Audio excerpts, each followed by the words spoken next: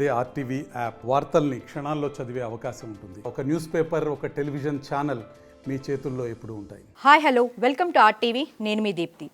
Formula ఈ race కేసులో కేటీఆర్పై వచ్చిన ఆరోపణల్ని హైకోర్టు క్వాష్ పిటిషన్ డిస్మిస్ చేసిన నేపథ్యంలో అసలు ఏం జరగబోతుంది, ఎలాంటి పరిణామాలు చోటు చేసుకోబోతున్నాయో ఈ విషయాల గురించి మాట్లాడటానికి మనతో పాటు ఉన్నారు హైకోర్టు అడ్వకేట్ కృష్ణకాంత్ గారు. Hello sir. హాయ్ అండి.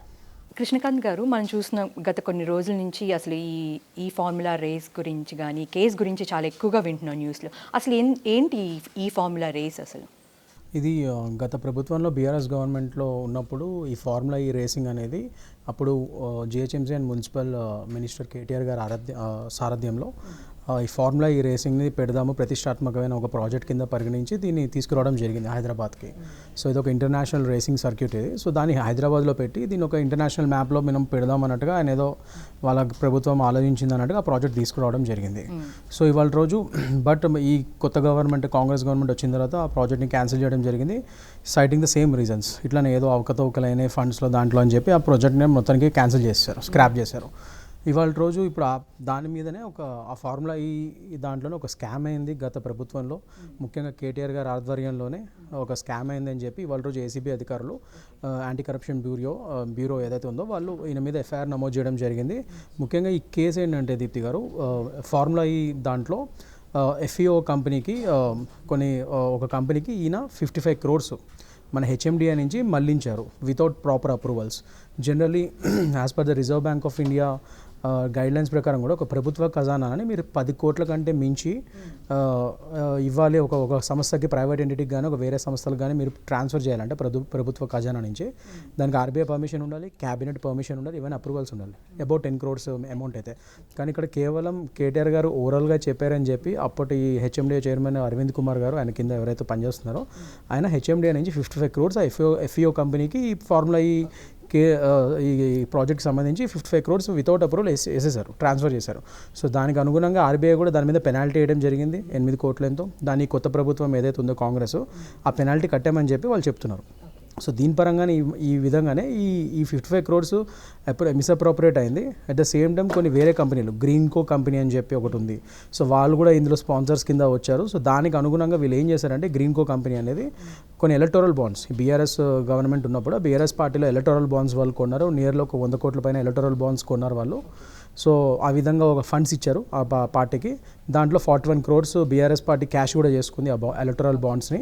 సో క్విట్ ప్రో క్యో అప్పుడు మనం చూసినప్పుడు జగన్ గారి టైంలో హయాంలో, రాజశేఖర రెడ్డి గారి హయాంలో జగన్ గారి మీద ఏదైతే ఎలిగేషన్స్ పడ్డాయో ఈ క్విట్ ప్రో క్యో అని చెప్పి, సేమ్ అలాంటి ఎలిగేషన్స్ కూడా ఇప్పుడు ఈ గ్రీన్కో కంపెనీ ద్వారా వీళ్ళు లబ్ధి పొందారు, ప్లస్ దానికి లబ్ధి చేకూర్చారు ఈ ప్రాజెక్ట్ ద్వారా అని చెప్పి ఇట్లాంటి ఆరోపణలని వాళ్ళ రోజు బీఆర్ఎస్ నేతలు వీళ్ళందరూ ఎదుర్కొంటున్నారు. కేటీఆర్ గారు కానీ, ఆయన కింద అప్పుడు పనిచేసిన అరవింద్ కుమార్ గారు కానీ, and HMDA engineer BLN Reddy గారు కానీ.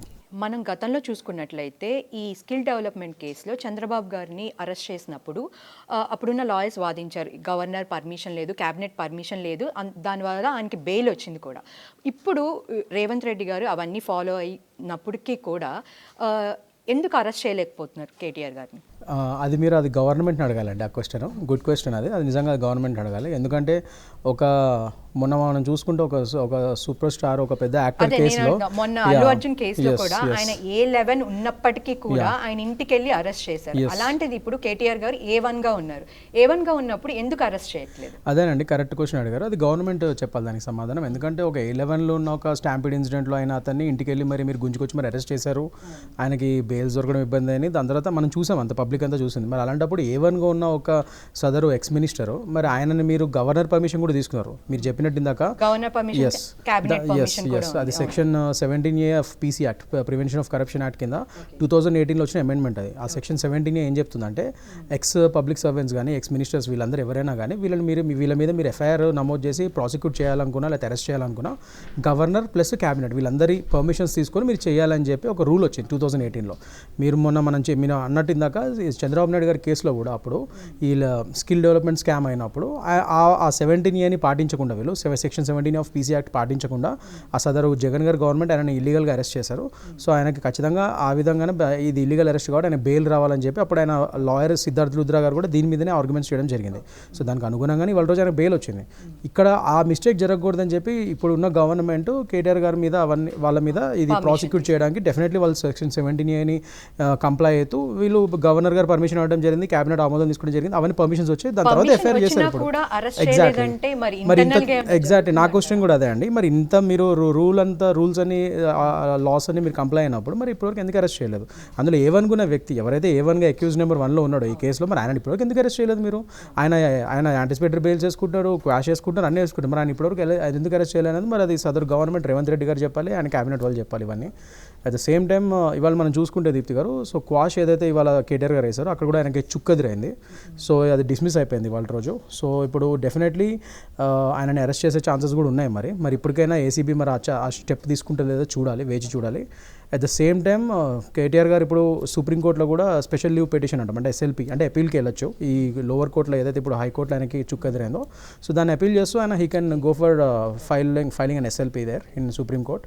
అండ్ దానికి ఇవాళ మనం తెలంగాణ సర్కార్ ఏం చేస్తారంటే క్యావిట్ పిటిషన్ కూడా నమోదు చేయడం జరిగింది. అంటే ఎస్ఎల్పీకి ఈయన ఒకవేళ వేస్తే సుప్రీంకోర్టులో మాకు తెలియకుండా వన్ సైడెడ్ వాదన వీళ్ళు ఆయనకి ఏమి మీరు రిలీఫ్లు ఇవ్వకూడదు, మాకు కూడా ఖచ్చితంగా తెలియజేయాలని చెప్పి వీళ్ళు క్యావిట్ పిటిషన్ కూడా వాళ్ళు తెలంగాణ ప్రభుత్వం వేసింది.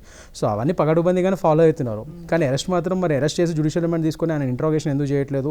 నేను ఆయన ఇంట్రాగేషన్కి వచ్చినప్పుడు కూడా మరి ఆయనని అఫ్కోర్స్ లాయర్ వద్దు అని చెప్పి అక్కడ ఆర్గ్యుమెంట్ అయింది. బట్ ఆయన హక్కు అది లాయర్ని తీసుకెళ్ళటం, అడ్వకేట్ని తీసుకెళ్ళటం. But whatever may be the reasons, anyways that is not going in a proper way. Interrogation అక్కడ జరగట్లేదు కరెక్ట్గా పద్ధతిలో తెలుస్తుంది.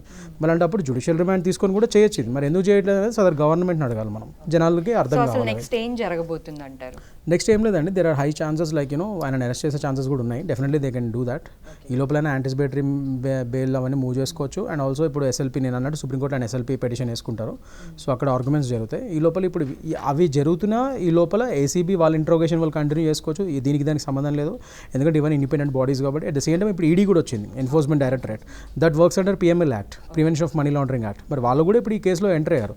మరి వాళ్ళు కూడా వాళ్ళ ఇంట్రోగేషన్ కూడా సైడ్ నుంచి ఏసీబీతో పాటు వాళ్ళు కూడా చేస్తారు. సో ఇవన్నీ ఈ రెండు ఏజెన్సీస్ వాళ్ళ దారిన వాళ్ళు ఇన్వెస్టిగేషన్ చేయొచ్చు. వాళ్ళు ఎప్పుడు పిలిచినా వాళ్ళు నోటీసులు ఇచ్చినప్పుడు ఈయన డెఫినెట్గా దానికి కంప్లై అయితే ఈయన వెళ్ళాల్సిందే, ఇంట్రోగేషన్ కోఆపరేట్ చేయాల్సిందే. That is how it is. Krishnakant గారు, అసలు ఏంటండి ఇది ఒకదాని తర్వాత ఒకటి కేసులు? అంటే ఫస్ట్ అంతకుముందు చూసుకున్నట్లయితే మనం అల్లు అర్జున్ కేసు తీసుకున్నా, ఇప్పుడు కేటీఆర్ కేసు తీసుకున్నా, అట్లా అంతకుముందు ఇంకో కొన్ని కేసులు తీసుకున్నా కూడా ఒకదాని తర్వాత ఒకటి అవుతుంది. అంటే ఇవేమన్నా డైవర్షన్ పాలిటిక్స్ అంటారా?